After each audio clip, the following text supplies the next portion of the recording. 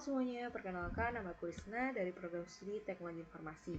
Di sini aku bakal ngebahas bab 5 dari buku Tata Kelola IT yang berjudul Data, Keamanan, dan Etika. Yang pertama kita akan bahas Sistem Manajemen Basis Data atau yang sering disingkat dengan DBMS. DBMS itu adalah perangkat lunak yang digunakan untuk mengelola data dalam jumlah yang besar, tetapi dengan cara yang efisien. Bayangin nih, kita punya data banyak. Nah, terus kita mau cari nih data A misalkan. Nah, tapi banyak nih datanya sampai Z, itu kan susah. Nah, fungsi dari DBMS itu sebagai rak atau tempat untuk menyimpan data-data kita. Jadi si DBMS ini mengkualifikasikan data-data kita, mengolah data-data kita untuk kita gunakan lebih mudah. Contoh DBMS adalah banyak ya, contohnya ada MSQL, terus Oracle, dan juga Microsoft Access. Nah, untuk fungsinya ada banyak. Yang pertama ada integritas data yang lebih terjaga, terus keamanan yang lebih baik karena dia memiliki hak akses atau kepemilikan yang terbatas. Terus ada independensi data. Jadi ketika aplikasi ini mengalami ketika aplikasi gak perlu berubah gitu kalau datanya juga berubah gitu. Terus ada sentralisasi data. Ketika kita memasukkan data itu lebih mudah diolah. Terus ada performa yang tinggi dan juga lebih efisien dalam penggunaan memori dan penyimpanan. Yang kedua kita akan membahas tentang keamanan komputer. Nah, keamanan komputer itu artinya adalah perlindungan pada sistem komputer dari ancaman, modifikasi, ilegal, dan kerusakan. Intinya penjagaan komputer lah gitu. Nah, terus prinsip utama dalam keamanan komputer ini ada 3. Yang pertama ada availability.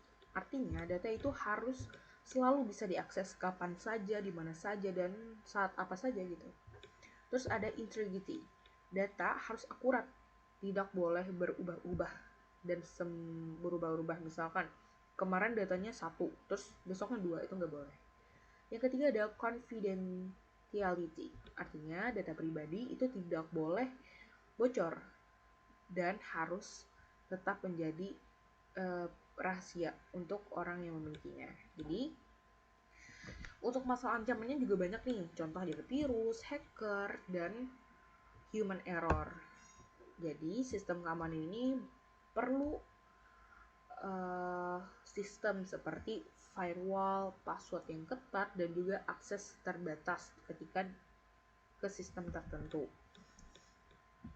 Yang ketiga kita lanjut ke etika dalam teknologi informasi. Nah, di sini kita masuk pada etika dalam teknologi informasi, yaitu prinsip benar atau salah dalam membimbing perilaku dalam penggunaan teknologi. Misalkan nih, etikanya gini, kalau kita nih ada data kan, nah kita boleh nggak sih data ini kita berikan ke orang lain, kita sebarkan ke orang lain? Nah itu nggak boleh guys, karena itu adalah etika dalam teknologi informasi, harus menjaga semua data, apalagi data pribadi ya, itu harus dijaga. Ada 4 pendekatan etika menurut buku ya. Yang pertama ada utilitarian, yaitu asal memanfaatkannya lebih banyak, itu etis. Misalkan kita bisa mengembangkan gitu, boleh.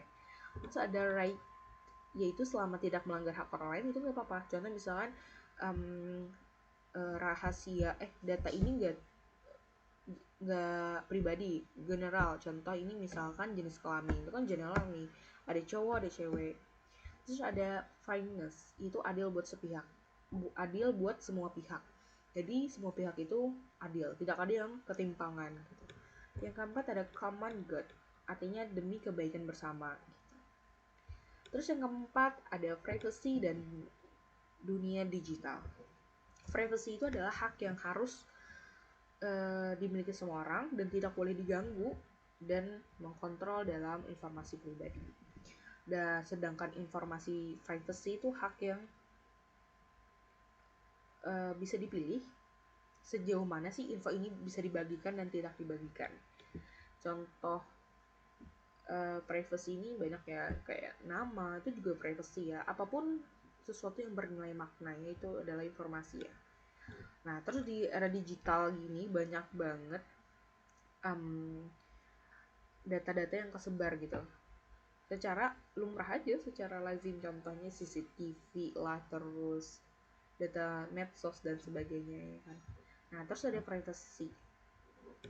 Nah, jadi kita harus ngejaga nih bagaimana privacy kita untuk terjaga di setiap harinya gitu. Karena semua orang bakal nemuin nih celah kita di mana. Karena privacy itu sangat-sangat harus dijaga ya, karena itu adalah bagian dari diri kita juga. Oke. Dan itulah penjelasan yang aku dapat berikan, dan kita dapat simpulkan bahwa DBMS adalah software atau perangkat lunak yang bisa kita gunakan dalam mengatur data kita supaya lebih aman dan juga rapi. Terus ada keamanan komputer, yaitu untuk menjaga sistem agar tetap aman dari serangan maupun ancaman. Selanjutnya ada etika. Nah, itu adalah panduan kita dalam menjalankan atau memakai teknologi secara benar dan baik. Yang terakhir ada privacy, yaitu hak kita di dalam hak kita semua di dalam dunia digital. Dan itulah penjelasan dan kesimpulan yang dapat aku sampaikan. Terima kasih. Bye bye.